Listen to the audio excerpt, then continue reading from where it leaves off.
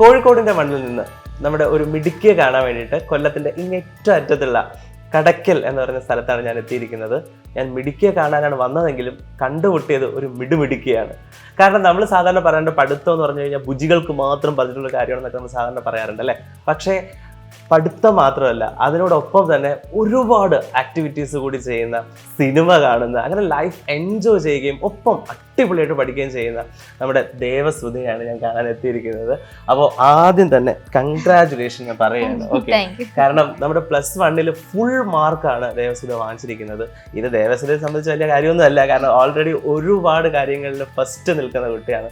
അപ്പോൾ ദേവശ്രുത, ആദ്യം തന്നെ ഞാൻ ചോദിക്കുകയാണ്, +1 ഈ റിസൾട്ട് വന്നപ്പോൾ എന്താണ് തോന്നിയത്? ഫസ്റ്റ് ഈ റിസൾട്ട് ഇങ്ങനെ കാണൂലേ നമ്മൾ, ആ മൊമെന്റ്? അല്ല, അന്ന് റിസൾട്ട് വരുമെന്നൊന്നും വിചാരിച്ചിരുന്നില്ല. അപ്പൊ പെട്ടെന്നാണ് 2 മണിക്ക് ഇന്ന് റിസൾട്ട് വരുന്നു എന്ന് പറഞ്ഞത്. അപ്പൊ റിസൾട്ട് കണ്ടപ്പോൾ ഫുൾ മാർക്ക് ഒരിക്കലും ഞാൻ പ്രതീക്ഷിച്ചിരുന്നില്ല. സയൻസ് വിഷയങ്ങൾക്ക് ഫുള്ള് വേണമെന്ന് ആഗ്രഹം ഉണ്ടായിരുന്നു, ലാംഗ്വേജ് ഒന്നും ഞാൻ പ്രതീക്ഷിച്ചിരുന്നില്ല. അപ്പം കിട്ടിയപ്പോ ഭയങ്കര സന്തോഷമായിരുന്നു. പ്രതീക്ഷിക്കാതെ കിട്ടിയൊരു, എസ്പെഷ്യലി ഇംഗ്ലീഷ് അധികം പെട്ടെന്ന് കിട്ടാത്തൊരു സംഭവമാണ്. ഇംഗ്ലീഷ് ആയിരുന്നു എനിക്ക് ടഫ് ഉണ്ടായിരുന്നത്. അപ്പൊ അതിൽ കിട്ടിയപ്പോ ഭയങ്കര സന്തോഷം തോന്നി. ആക്ച്വലി നമ്മളിപ്പോ സൈലത്തിലേക്ക് ജോയിൻ ചെയ്തപ്പോൾ എങ്ങനെയാണ് സൈലത്തിനെ കുറിച്ച് അറിഞ്ഞത്? ആക്ച്വലി ഞാൻ ശരിക്കും 10th അവസാനം പബ്ലിക് എക്സാമിന്റെ ടൈം ആയപ്പോഴാണ് സൈല യൂസ് ചെയ്ത് തുടങ്ങിയത്. അപ്പം അന്ന് യൂട്യൂബ് ക്ലാസ് മാത്രം കണ്ടു. അങ്ങനെ അപ്പൊ പതിയെയാണ് എനിക്ക് നീറ്റിനോട് ഇൻട്രസ്റ്റ് ഉള്ളത് കൊണ്ട് സൈലത്തിന്റെ നീറ്റ് ക്ലാസ്സിലാണ് ഞാൻ ജോയിൻ ചെയ്തത്. അപ്പൊ ജോയിൻ ചെയ്യാനുണ്ടായ കാരണവും ഞാനിവിടെ അടുത്ത് ആൽഫ എന്ന് പറയുന്ന ട്യൂഷൻ സെന്ററിൽ പോകുന്നുണ്ടായിരുന്നു. അപ്പം എനിക്കിടയ്ക്ക് ക്ലാസ് തുടങ്ങിയ ടൈമിൽ ഡെങ്കി വന്നായിരുന്നു. അപ്പൊ ഒരുപാട് ക്ലാസ്സുകൾ പോയി, സ്കൂളിലെയും ട്യൂഷനിലെയും എല്ലാം പോയപ്പോൾ മൊത്തത്തിൽ ആകെ ഉഴപ്പായിരുന്നു. മീൻസ് മാർക്കൊക്കെ കുറഞ്ഞു, എല്ലാം ഒട്ടും മാർക്കില്ല, അങ്ങനെയൊക്കെ ആയി വന്നപ്പം നീറ്റ് എന്തായാലും എടുക്കാൻ തന്നെ തീരുമാനിച്ചു. അങ്ങനെ നീറ്റ് ക്ലാസ്സുകളാണ് ഞാൻ കൂടുതലും ഫോക്കസ് ചെയ്ത് കണ്ടുകൊണ്ടിരുന്നത്. അപ്പൊ അങ്ങനെയാണ് സൈലത്തിലോട്ട് വന്നത്. പിന്നെ അഗ്നി ബാച്ചിന്റെ ക്ലാസ്സുകളൊക്കെ ആയിട്ടല്ലേ? Okay okay. അപ്പൊ +1 പ്രിപ്പറേഷൻ ഒരുപാട് നമ്മൾ സൈലത്തിന്റെ ക്ലാസ്സിൽ ഹെൽപ്പ് ചെയ്ത് കാണും എന്ന് ഉറപ്പല്ലേ? പ്രത്യേകിച്ച് പറയേണ്ട കാര്യമില്ല. ഓഫ് കോഴ്സ് അത് ഹെൽപ്പ് ചെയ്തിട്ടുണ്ടാവും, മാരത്തോൺ ലൈവുകളും ഒക്കെ ആയിട്ട്, പ്രീവിയസ് ക്വസ്റ്റ്യൻ ഡിസ്കഷനും ഒക്കെ ആയിട്ട്. ഇനി വേറൊരു പ്രധാനപ്പെട്ട ചോദ്യം എന്ന് പറയുന്നത്, ഞാൻ ആദ്യം പറഞ്ഞൊരു ചോദ്യം, നമ്മൾ സാധാരണ +1 പഠിക്കുന്ന കുട്ടികൾ നമ്മൾ അങ്ങനെ പറയാറുണ്ടല്ലോ, ഫുൾ പഠിത്തത്തിൽ ഫോക്കസ്ഡ് ആയിരിക്കും. പക്ഷെ അങ്ങനെയല്ലല്ലോ. നമ്മളെ സംബന്ധിച്ചാണെങ്കിൽ നമ്മൾ ഒരുപാട് ആക്ടിവിറ്റീസ് ചെയ്യുന്നുണ്ടല്ലേ. അപ്പോൾ നമ്മുടെ കുട്ടികൾക്ക് വേണ്ടിയിട്ട് പറയുക എന്തൊക്കെ ആക്ടിവിറ്റീസ് ആക്ച്വലി ചെയ്യുന്നുണ്ട്? സ്റ്റേറ്റിലൊക്കെ പോകുന്ന കുട്ടിയാണ് കേട്ടോ, സ്റ്റേറ്റിലൊക്കെ ഫസ്റ്റ് വാങ്ങിയിട്ടുള്ള കുട്ടിയാണ്. അപ്പോൾ പറഞ്ഞോളൂ, എങ്ങനെയൊക്കെയായിരുന്നു? അപ്പോൾ അങ്ങനെ പറയുമ്പോൾ ഫുൾ ടൈം പഠിത്തം മാത്രം ഫോക്കസ് എന്നെക്കൊണ്ട് പേഴ്സണലി പറ്റത്തില്ല. എനിക്ക് അത്യാവശ്യം ഡാൻസ് ആയാലും പാട്ട്, അങ്ങനെ സ്കൂളിലെ ട്യൂഷനിലെ ഒക്കെ പരിപാടി എല്ലാത്തിലും ഞാൻ കയറും. അപ്പോൾ അതുപോലെ ഹിന്ദി കഥാരചന അത്യാവശ്യം എഴുതുന്നുണ്ട്. ടീച്ചേഴ്സ് തന്നെയാണ് എന്നെ കഥാരചനയ്ക്കൊക്കെ വിട്ടത്. അപ്പം പഠിത്തത്തിനോടൊപ്പം തന്നെ ഇതും കൂടി പോയി ഒന്ന് full school life full enjoy ചെയ്യണമെന്നൊരു ആഗ്രഹത്തോടെയാണ് ലൈഫ് ഫുൾ എൻജോയ് ചെയ്യാം, അതിന്റെ കൂടെ ഫ്യൂച്ചർ സെറ്റ് ആക്കണം, അങ്ങനെ ഒരു അങ്ങനെയാണ് അടിപൊളിയായിട്ട് ഇപ്പൊ പഠിച്ചത്. എന്തായാലും അതൊരു നമുക്ക് ഇനി അടുത്ത് നമുക്ക് കാണണം. എപ്പോഴെന്ന് അറിയാമോ, നമ്മുടെ എക്സലൻസ് അവാർഡിൽ 1200 വാങ്ങിച്ച ആ ഒരു അവാർഡിലാണ് നമ്മൾ ഇനി കാണാനുള്ളത്. ഓക്കെ, എനിവേ, അപ്പൊ നമ്മൾ ഈ സാധാരണഗതിയിൽ ഈ പ്രിപ്പറേഷനിൽ കുറെ നമ്മൾ ടൈമിങ്ങും കാര്യങ്ങളൊക്കെ ഉണ്ടല്ലോ. അപ്പൊ ആക്ച്വലി ദേവസുധ പഠിച്ചു തുടങ്ങിയത്, അതായത് സീരിയസ് ആയിട്ട് +1 പഠിച്ചു തുടങ്ങിയത് എപ്പോഴായിരിക്കും? അത് എനിക്ക് ഓണം സ്കൂൾ ഒരു യൂണിറ്റ് ടെസ്റ്റ് നടത്തിയായിരുന്നു. അപ്പൊ യൂണിറ്റ് ടെസ്റ്റില് എനിക്ക് മാത്സിന് നന്നായിട്ട് മാർക്ക് കുറഞ്ഞു. അപ്പൊ മാർക്ക് കുറഞ്ഞപ്പം ഞാൻ ക്ലാസ്സിൽ ഫെയിന്റ് ചെയ്ത് വീണു. അങ്ങനെ തലയിറങ്ങി വീണു. എല്ലാരും പുതിയ സ്കൂളിൽ എന്നെ എല്ലാവരും പരിചയപ്പെട്ടത് അങ്ങനെയാണ്, തലയിറങ്ങി വീണ കുട്ടി എന്നുള്ള രീതിയിലാണ് അതുണ്ടായിരുന്നു. അപ്പം അതുകൊണ്ട് തന്നെ ആർക്കും അത്ര പ്രതീക്ഷയില്ല. ഞാൻ പഠിക്കുന്ന കുട്ടി എന്നുള്ള കാറ്റഗറിയിൽ എന്നെ ആരും കൊണ്ടുവന്നിട്ടുണ്ടായിരുന്നില്ല. അപ്പൊ ഓണമൊക്കെ അപ്പം ഞാൻ ഇങ്ങനെ സ്വയം ആലോചിക്കും, 10ൽ ഞാൻ എല്ലാരും പറയുമായിരുന്നു 10ൽ ഫുൾ A+ ആയിരുന്നു. അപ്പം ഫ്രണ്ട്സ് എല്ലാരും പറയും എന്ത് നല്ലോണം പഠിക്കുന്ന കുട്ടിയായിരുന്നു, ഇപ്പൊ പഠിക്കുന്നില്ല. അപ്പൊ അതൊക്കെ കേൾക്കുമ്പം തോന്നും എനിക്ക് നല്ല കൊണ്ടു. അങ്ങനെ ഓണം കഴിഞ്ഞപ്പോ തൊട്ടാണ് ഞാൻ ശരിക്കും ഫോക്കസ് ചെയ്ത് അങ്ങ് പഠിച്ചു തുടങ്ങിയത്. പിന്നെ കണ്ടിന്യൂസ് ഒട്ടും തന്നെ പെൻഡിങ് ഇടാതെ നേരെ പഠിച്ചു പോകുമായിരുന്നു. ടൈം എനിക്ക് അങ്ങനെ പ്രത്യേകിച്ച് ടൈം ടേബിൾ ഇല്ല. കാര്യം ഇപ്പം ഇന്നത്തെ ദിവസം പഠിക്കാൻ തോന്നുവാണെങ്കിൽ ഇത് നന്നായിട്ട് പഠിക്കും.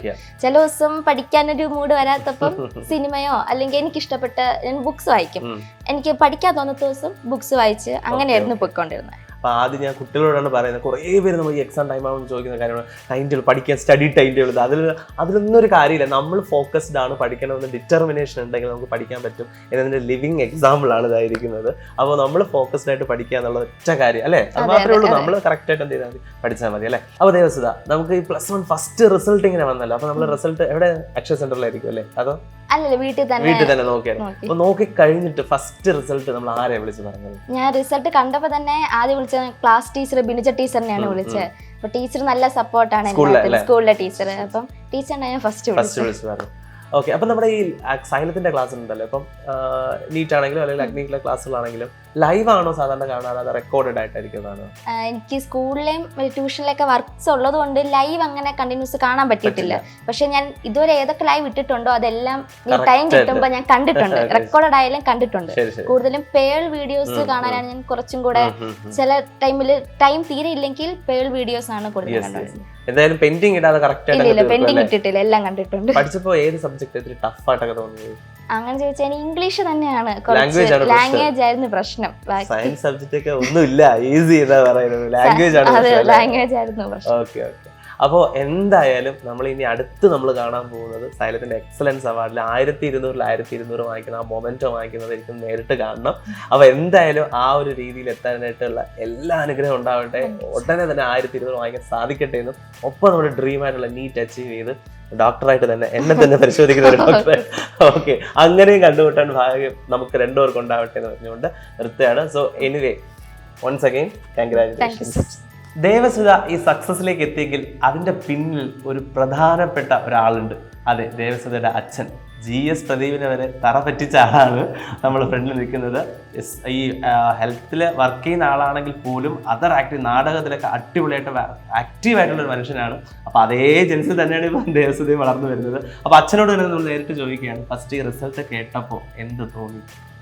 ഒരിക്കലും ഞാൻ പ്രതീക്ഷിച്ചിരുന്നില്ല. അവളിങ്ങനെ പറയുമായിരുന്നു എനിക്ക് എല്ലാ വിഷയത്തിനും കിട്ടാനുള്ള സാധ്യത ഉണ്ടെന്ന് പറയുമെങ്കിലും എനിക്കത്ര പ്രതീക്ഷയൊന്നും ഇല്ലായിരുന്നു. പക്ഷേ കേട്ടപ്പോൾ നമ്മൾ വിശ്വസിക്കാൻ പറ്റാത്തൊരു റിസൾട്ട് പോലെ എനിക്ക് തോന്നി. അതൊരു വലിയ സന്തോഷം, വളരെ സന്തോഷം അല്ലേ? അതെ അതെ, ഓഫ് കോഴ്സ്. എങ്ങനെ ഇങ്ങനെ പഠിത്തത്തിൽ കുട്ടിയെ ഫ്രീ ആയിട്ട് വിടുകയാണോ ചെയ്യുന്ന രീതിയാണോ, അതോ കറക്റ്റ് ഇത്ര ടൈം പഠിക്കണം അങ്ങനെ ഒരു യാതൊരു തരത്തിലുള്ള നിയന്ത്രണങ്ങളും ഇല്ലാതെയാണ് അവളെ ഞാൻ വിട്ടിരിക്കുന്നത്. കാരണം എന്ന് പറഞ്ഞു കഴിഞ്ഞാൽ പഠിത്തത്തിൻ്റെ സമയത്ത് പഠിക്കുക, അവൾ തന്നെ സ്വയം ടൈം ടേബിൾ തയ്യാറാക്കിയിട്ടുണ്ട്. അതിനൊരു നിയതമായ ഒരു ടൈം ടേബിളൊന്നും അല്ല, എങ്കിൽ പോലും അവൾക്ക് പഠിക്കണമെന്ന് തോന്നുന്ന സമയത്ത് പഠിക്കും, അല്ലാത്ത സമയത്ത് എൻ്റർടൈൻമെൻറ്റ്സിൽ വല്ലത്തിലും ഇടപെടണമെങ്കിൽ അതിനുള്ള ഒരു നിയന്ത്രണം വെച്ചിട്ടില്ല. പിന്നെ അത്യാവശ്യം വേണ്ടതെന്ന് പറഞ്ഞാൽ സോഷ്യൽ മീഡിയയിൽ ഞാൻ പിന്നെ കുറേ കൺട്രോൾ വെച്ചിട്ടുണ്ട്. ഇപ്പോൾ വാട്സപ്പ് ആയാലും അതൊക്കെ എൻ്റെ ഫോണിൽ തന്നെയാണ് കൊടുത്തിരിക്കുന്നത്. പിന്നെ ഇൻസ്റ്റ, എൻ്റെ കൂടെ പഠിക്കുന്ന എല്ലാ കുട്ടികൾക്കും ഇൻസ്റ്റ ഉണ്ട്, എനിക്കില്ല എന്ന് പറയുമ്പോൾ ഞാൻ പറയും വേണ്ട, എൻ്റെ ഇൻസ്റ്റ അങ്ങ് ഉപയോഗിച്ചാൽ മതി എന്ന് പറഞ്ഞ ആ രീതിയിൽ. അത് വേറൊരു അതിനെ ഞാൻ ദോഷപ്പെടുത്തി പറയുന്നതല്ല, ഈ സമയം അതിനുള്ളതല്ല എന്നുള്ളത് കൊണ്ടാണ് ഞാൻ അതിനെ ഒരു കൺട്രോൾ കൊടുത്തിരിക്കുന്നത്. ബാക്കിയൊന്നും യാതൊരു നിയന്ത്രണങ്ങളും ഇല്ല, അവളുടെ ഇഷ്ടത്തിനനുസരിച്ച് പഠിക്കാൻ പറ്റിയിട്ടുണ്ട്. അപ്പോൾ അത് തന്നെ ആയിരിക്കും ചിലപ്പോൾ ഇത് വിജയത്തിന്റെ പിന്നിലെന്ന് പറയുന്നത്. കാരണം അവൾക്ക് അവളുടേതായിട്ടുള്ള രീതിക്ക് പഠിക്കാനും ആ ഫുൾ സക്സസിലേക്ക് എത്താനും സാധിച്ചിട്ടുണ്ട്. അപ്പോൾ എന്തായാലും ഒന്നുകൂടി അച്ഛനെ കൂടി ഞാൻ കൺഗ്രാജുലേഷൻ പറയാം. ഞാനിവിടെ വന്നപ്പോൾ ഏറ്റവും ഇൻട്രസ്റ്റിംഗ് ആയിട്ട് തോന്നിയത് അവിടെ ഒരു കുതിര അല്ലേ, അതിൻ്റെ ഒരു ട്രോഫി അവിടെ ഇരിക്കുന്നത് നമ്മുടെ GS പ്രദീപ് നയിച്ച അശ്വമേധത്തിൽ. സോ എങ്ങനെയായിരുന്നു അതിലേക്ക് വന്നത്? അത് 2015 ഇതിൻ്റെ ഒരു ഓഡീഷൻ കോട്ടയത്ത് വെച്ച് നടക്കുന്നത്. അപ്പോൾ ഞാൻ ആ സമയത്ത് കോട്ടയത്താണ് വർക്ക് ചെയ്യുന്നത്, ഹെൽത്ത് സർവീസിലാണ് ഞാൻ വർക്ക് ചെയ്യുന്നത്.